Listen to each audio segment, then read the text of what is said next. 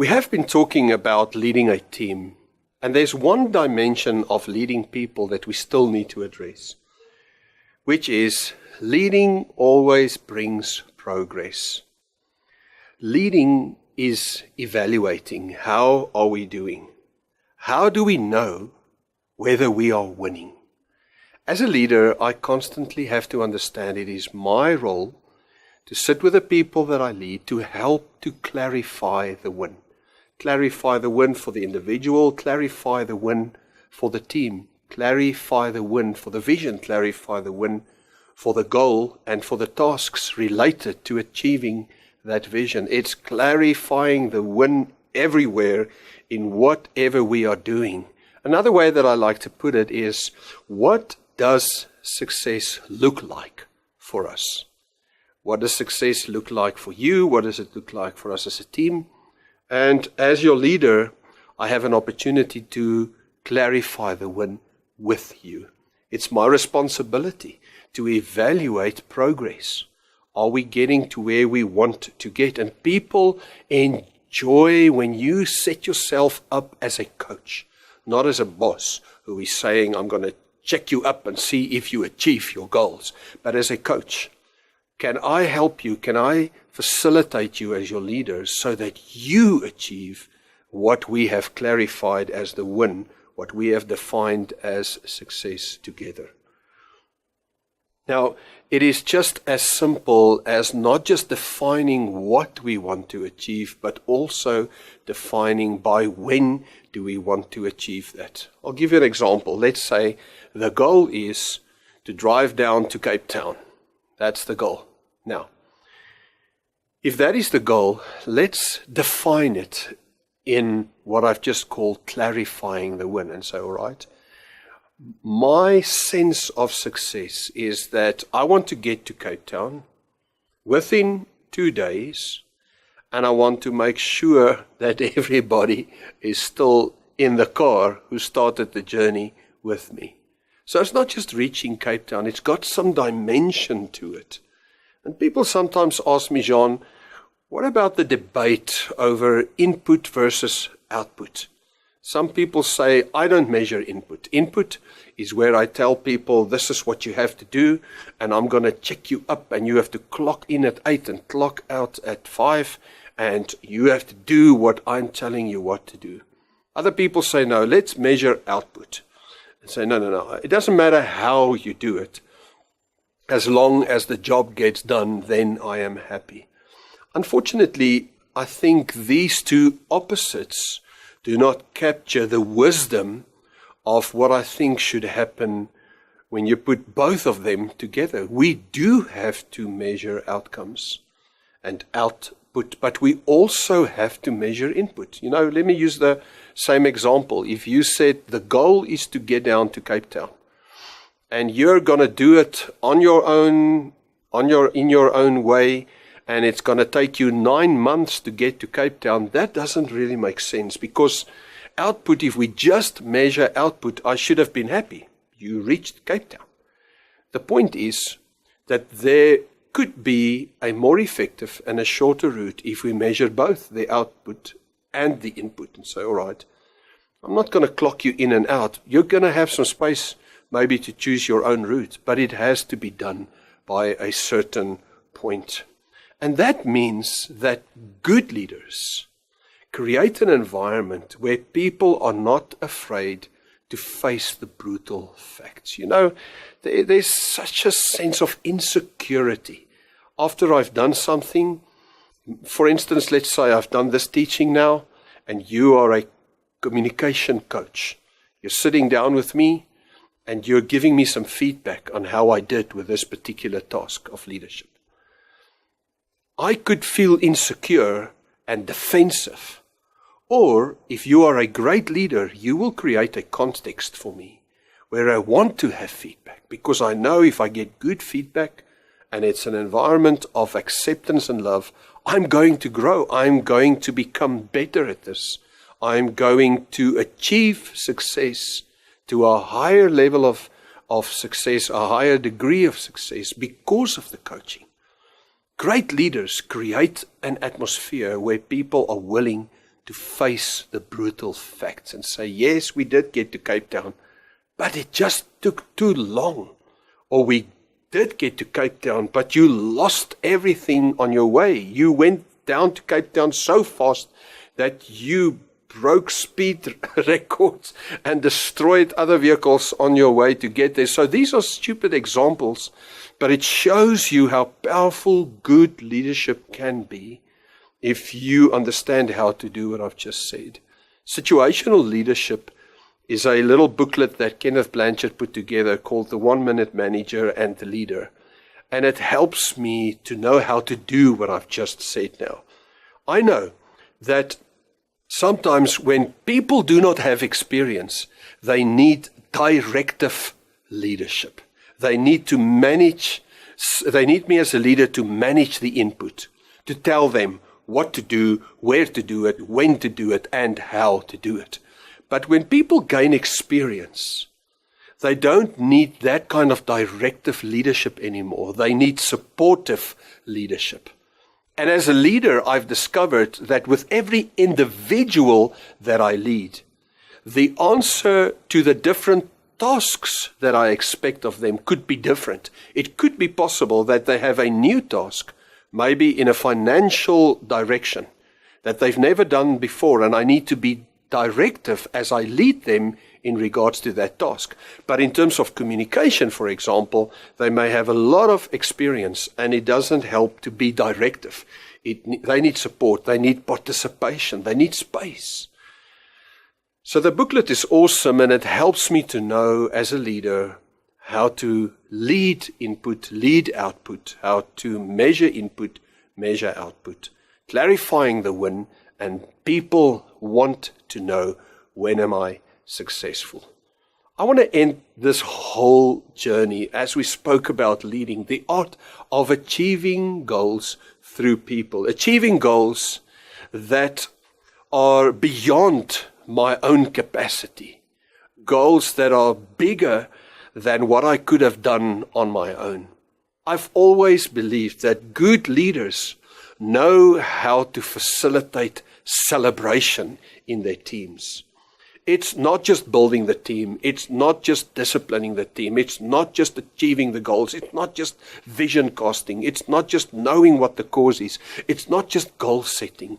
All of the things that we've spoken about is actually leading enjoys the journey just as much as we enjoy the outcome.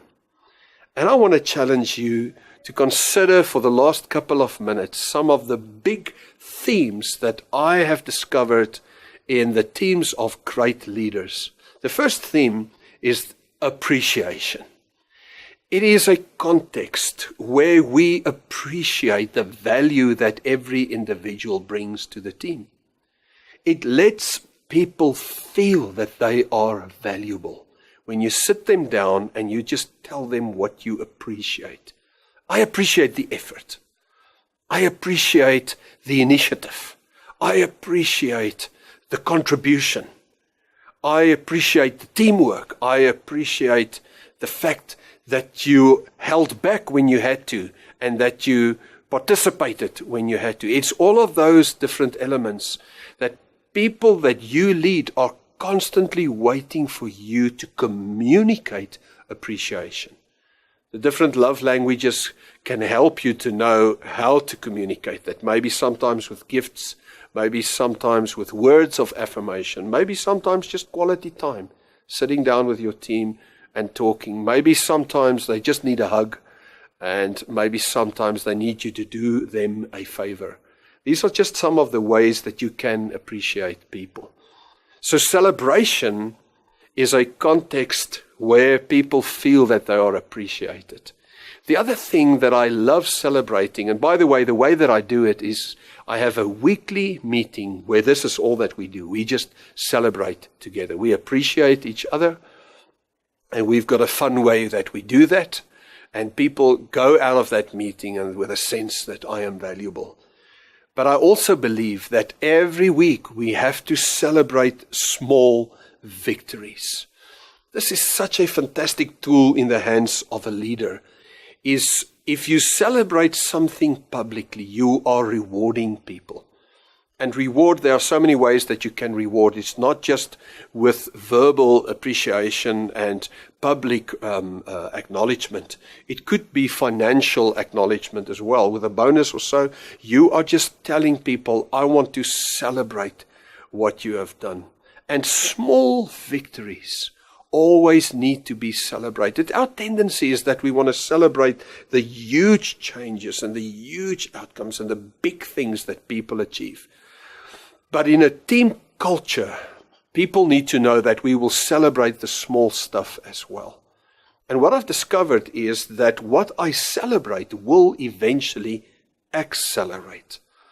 So what I've learned in our weekly meeting, I'll give you an example. Doxa Deo's dream is that the whole city will be changed in terms of its spiritual lostness, in terms of the social pain in society, and the systemic brokenness in society. So when I bring my team together, I ask the question, do we have any stories? Can we celebrate any small victory this week in regards to spiritual lostness? Was there any person in our engagement with people this week who got to the point where they said yes to the Lord Jesus?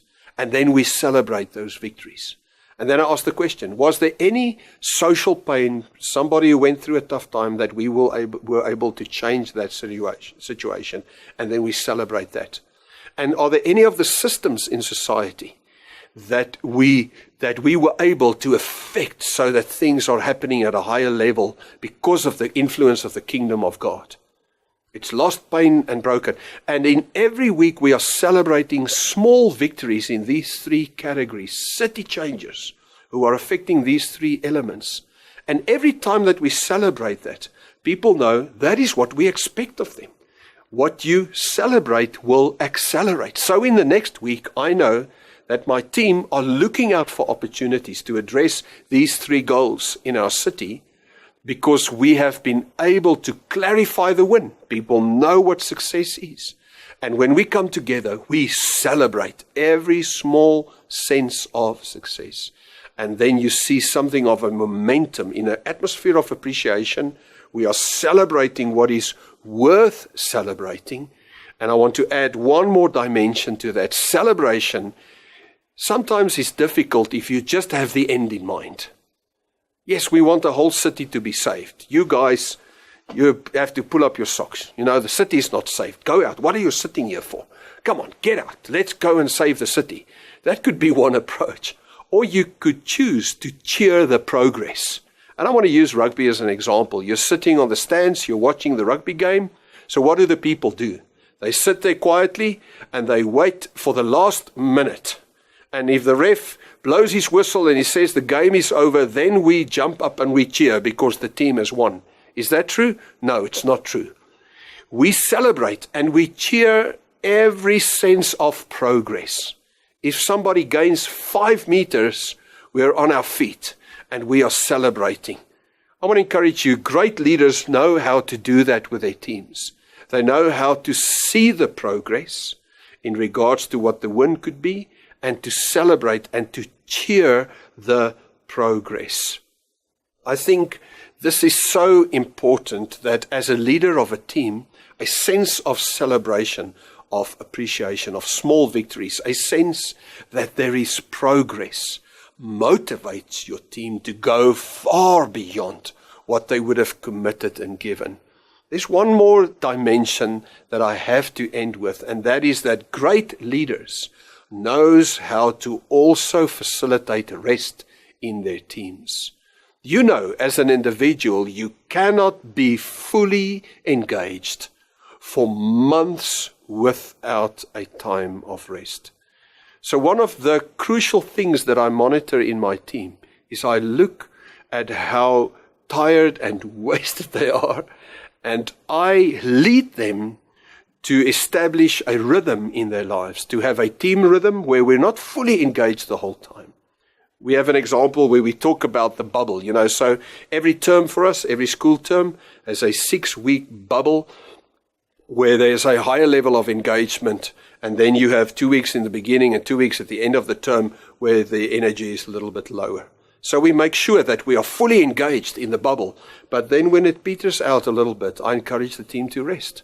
And we have more fun together, and we have something of a sense of enjoying each other, understanding that music is all about rhythm. Life is all about rhythm.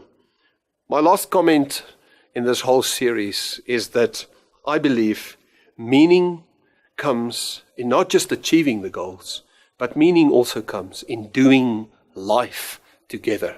I don't just work with people. We are connecting our lives, and together we can do better. If great leadership will create a context where a team understands we achieve big things, but we can do it together and really have hearts connected at a deeper level. As a leader, I want you to understand how important you are to your team, how important you are to your city and to society. And may your capacity, the art of leading with your uniqueness and the unique context that you have, the unique cause that you have, the unique people that you have, may that art form develop to the highest level that it can. Society desperately needs great leaders.